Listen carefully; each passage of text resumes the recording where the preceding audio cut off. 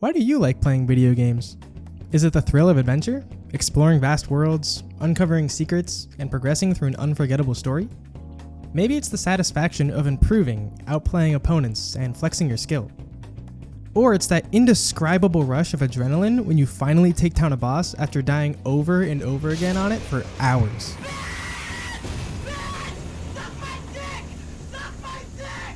Or maybe it's the chance to unwind with friends and have a laugh.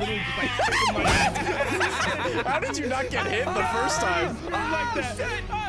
But maybe these are just pieces of something bigger.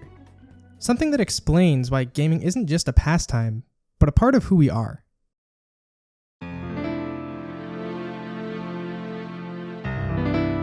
For me, that realization started coming together when I first played Ocarina of Time. I was hooked. Exploring, clearing dungeons, getting another heart container for the first time. And let's not forget that feeling like you're almost at the end of the game, but then realizing you're not even halfway done with it. While the game on its own is spectacular, there was one thing that made it really stick with me. See, exploring, clearing dungeons, getting heart containers, and progressing through the story are all great on their own, but what really made all these things truly enjoyable was doing them with my dad. I can vividly remember passing the controller back and forth with my dad and cheering each other on as we collected new items, learned new ocarina songs, solved puzzles, and defeated bosses. And thinking back to this made me realize something. Getting frustrated with the boss doesn't feel bad when someone you care about is sharing that same frustration with you. And finding a hidden collectible or solving a puzzle felt even more rewarding because it wasn't just my achievement, it was ours. But it wasn't just about the teamwork. You see, there was a little competition too. Sometimes we struggled with the boss, dying over and over again, passing the controller back and forth between attempts. I wanted to be the one to beat it. I would kind of hope for him to screw up just so I could get the chance to beat it myself. And in a way, proving myself to him made the game even more exciting. I honestly don't think I would have loved the game half as much if I hadn't shared that experience with my dad. After we finished Ocarina of Time, I went on to play every other Zelda game over the next few years because I was completely hooked. And for the longest time, I thought it was just the games themselves that resonated with me so deeply.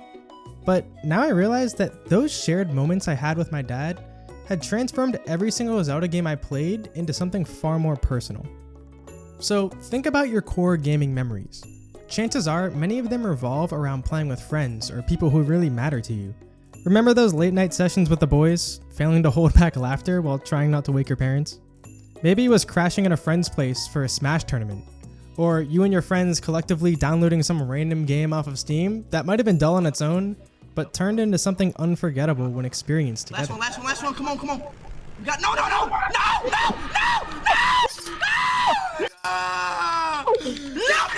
Get off the guard! But not every gaming memory happens with others. Some of the most powerful moments happen when it's just you, the game, and a world that pulls you in completely. The moments where a cutscene hits you right in the feels, or where you make an insane once-in-a-lifetime play, or where the ending of a game is so good that you just sit there in complete silence after the credits roll, blankly staring at the screen.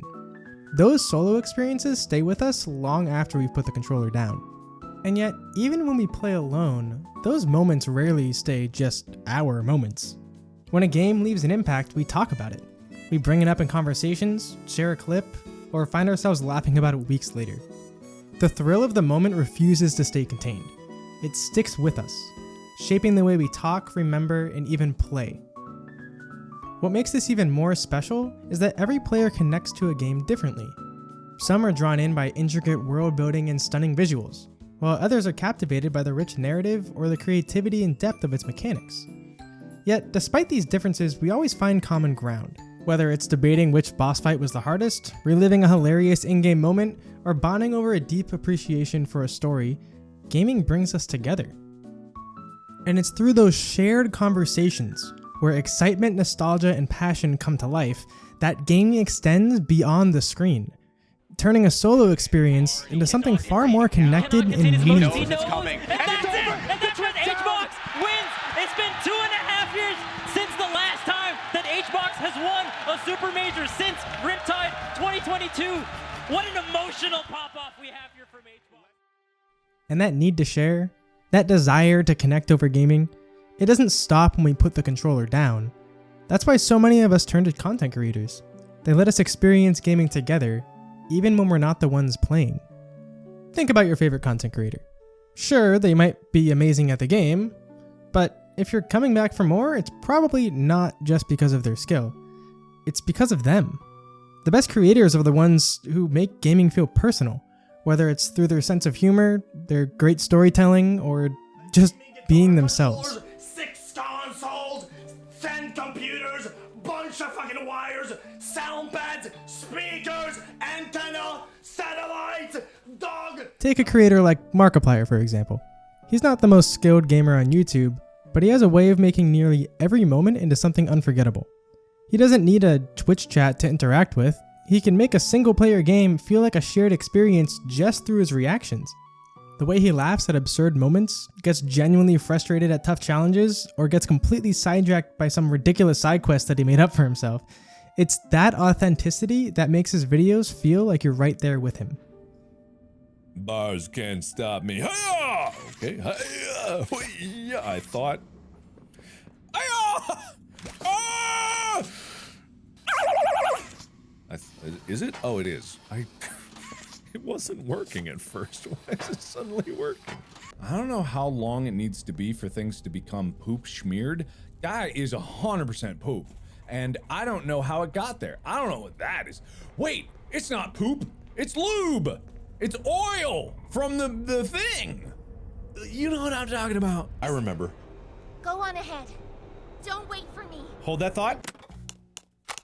Because much like every single game nowadays, and I don't understand why this is, the camera sensitivity is always so unbelievably high that I have to crank it down to 20%. Why is that? How many of you freaks out there are playing with such a high DPI that a slight twitch of your wrist causes the mouse to fly across the screen? How can you get any kind of precision if you do it that speed? You need to have precision. And it's those unscripted raw moments that make him so entertaining, because when he reacts, we react. When he bursts into laughter, we laugh too. That's why it never feels like you're just watching, you're part of the experience. We're not just watching someone play, we're sharing the highs, the lows, and the ridiculous moments right alongside them. And that's the magic of gaming. Even when we're just spectators, we feel like we belong. So why do we really play games?